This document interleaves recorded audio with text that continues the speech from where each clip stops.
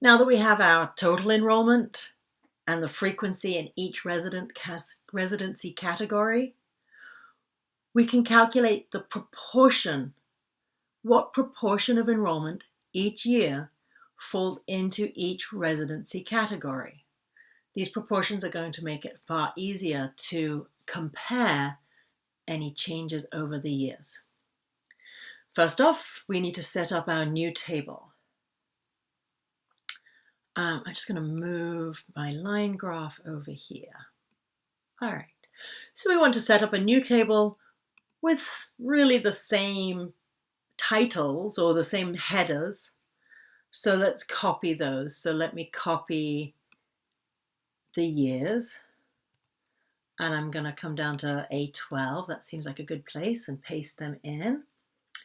And then I'm going to highlight and select and copy the residency categories and paste those in. Now, I'm going to give it a title, proportion enrollment. So in this cell, I want to know of the total students enrolled in 2011, what proportion were Californians? So what's the formula going to be there? We're going to we're going to start with an equal sign because all formulas in Excel start with an equal sign. We're going to then say we want to calculate the number of Californians divided by the total. And I'm going to type an enter. And that gave it to us the proportion as a decimal. I can click back into that and change it to a percent, which might make it easier to see. Ooh, it took away my decimal places completely. It just summed it down to a whole number. APA style calls for 2 decimal places, so let's increase the decimal to 2 places. All right, so now we're going to want to do that same calculation for the other years and for the other residency categories. Let's start by using fill to fill that formula across to the other years. So I single click on the cell to select it. I then come and hover on the bottom right corner.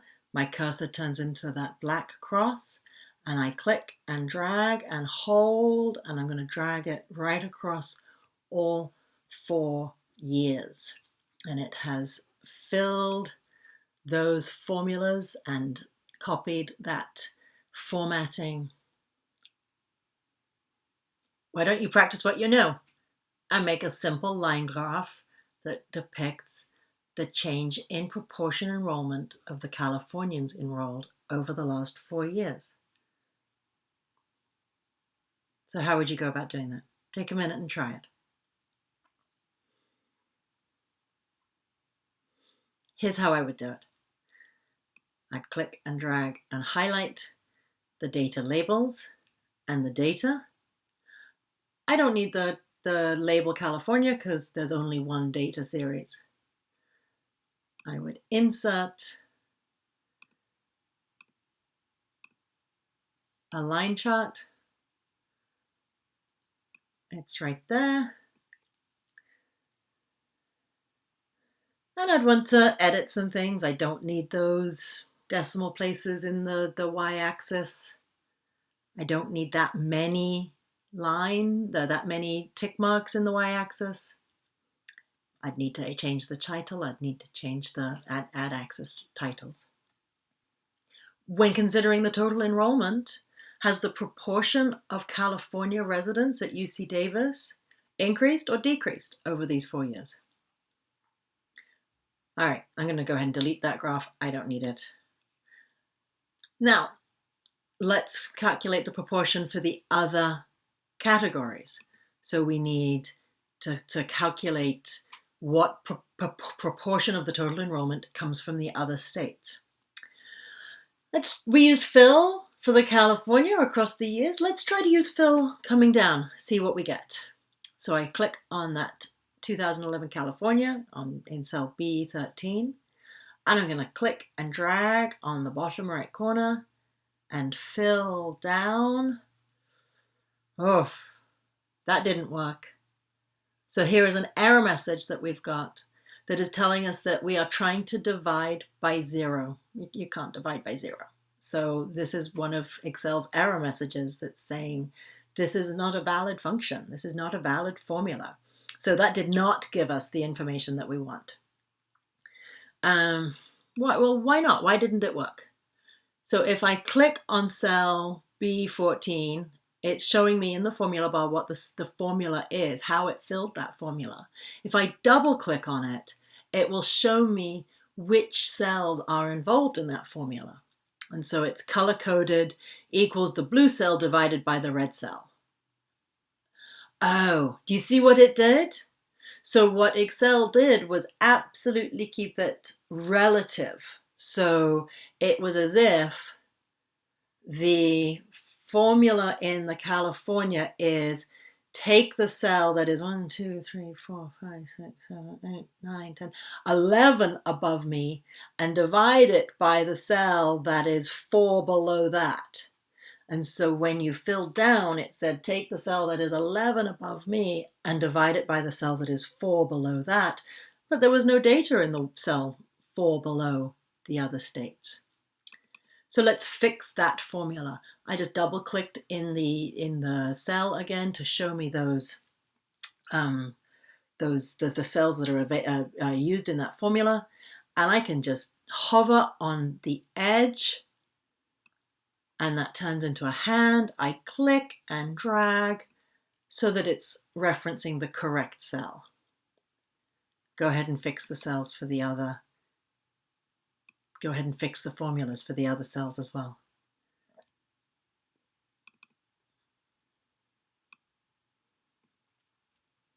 All right, so there we have the proportions for the other residence categories for 2011. I can click and drag and highlight those and then use fill to fill in my entire table.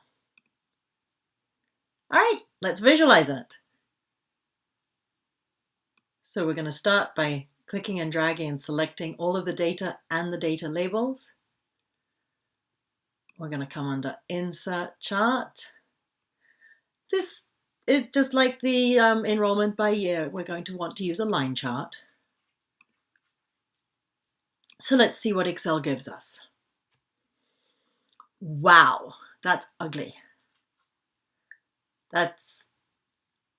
Well, you tell me, what are the problems that you see with that chart?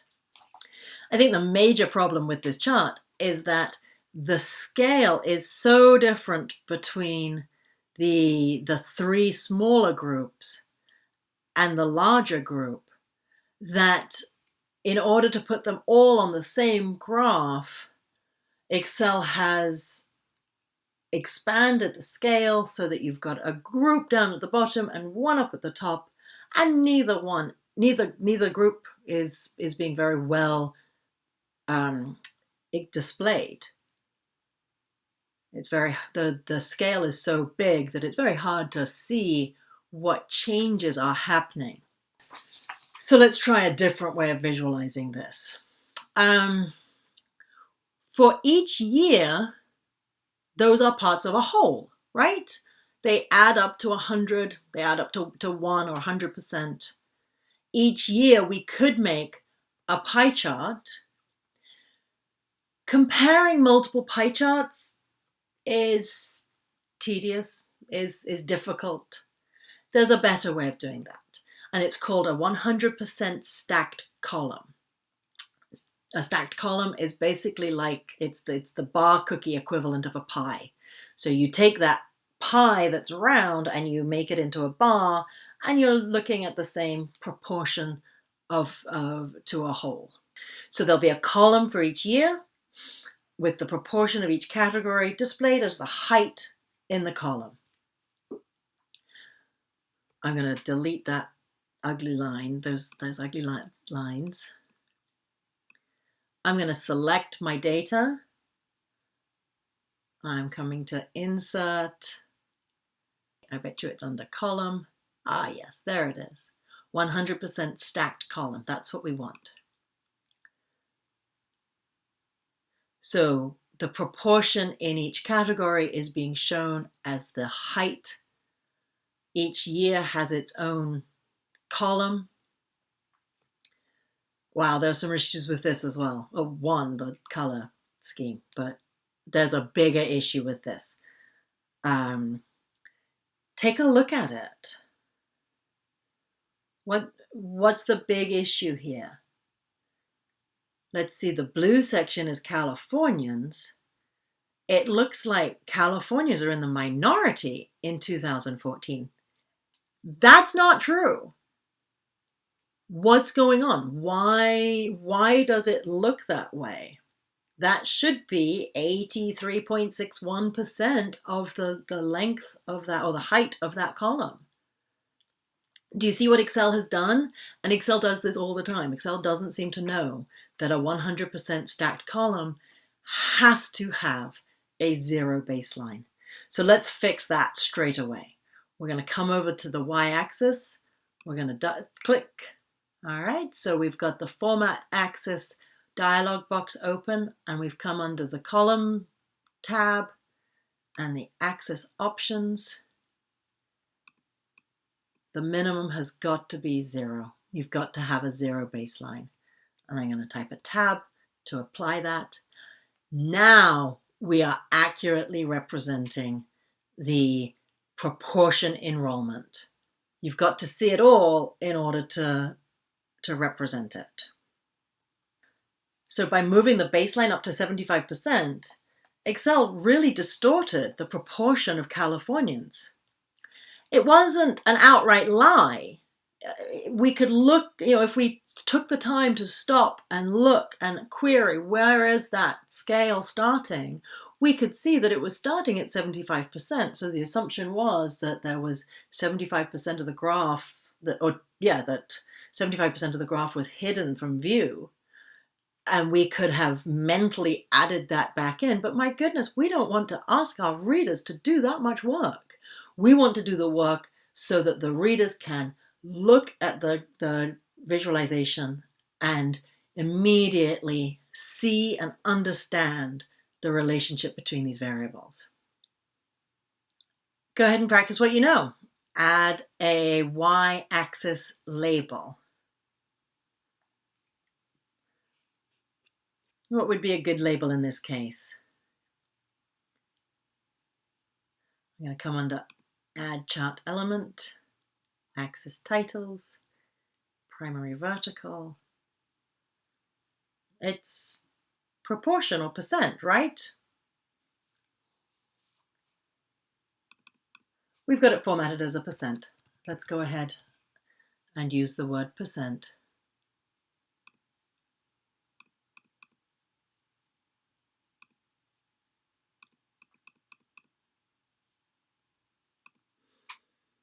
I need a 0 baseline, but I don't need tick marks at every 10%.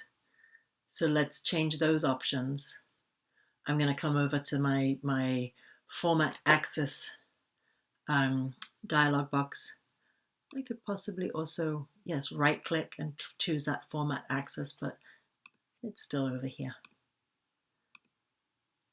And so this, I want to say the major units. Shall we try 2? So I've typed a 2 and I'll type a tab. Oh yes, that's much cleaner, isn't it?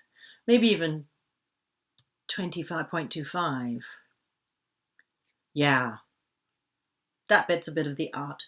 Your choice, either of those works great. I need to get rid of that orange and gray and blue. It's very distracting having the colors on different sides of the color wheel. So we're going to come under here and choose Change Colors. I'm going to choose Excel's monochromatic options. I don't have 3D, that's good. I don't have any shadows, that's good. We don't need to distract anything. The legend is in the wrong place. Having the legend at the bottom there really doesn't help us to understand the data.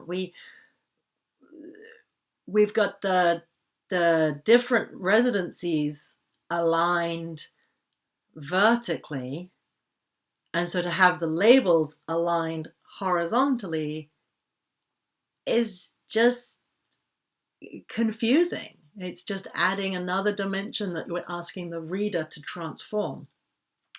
So let's change that. I have my chart selected. I'm coming under Add Chart Element, and I'm looking at the legend, and I can see that I can choose, and I want it over on there on the right. Okay. All right, so we've got our unknowns outside USA, other states, and then California. We need to edit the chart title. Single click selects the title. Triple click selects all of the text in there. Whenever you're labeling a chart, always consider outcome variable by predictor variable. In this case, we have two predictor variables, don't we? Let's start with the outcome variable. What's the outcome variable? It's UC Davis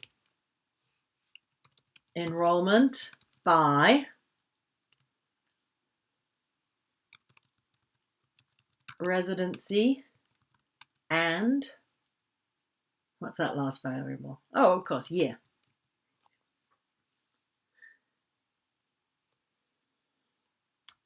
Oh.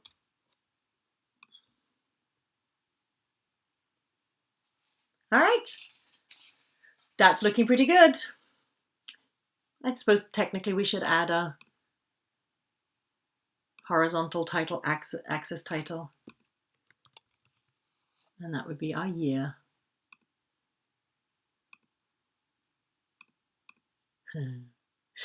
So if the cursor is just active and you've been typing, choosing to increase the font isn't applying to what you have already typed.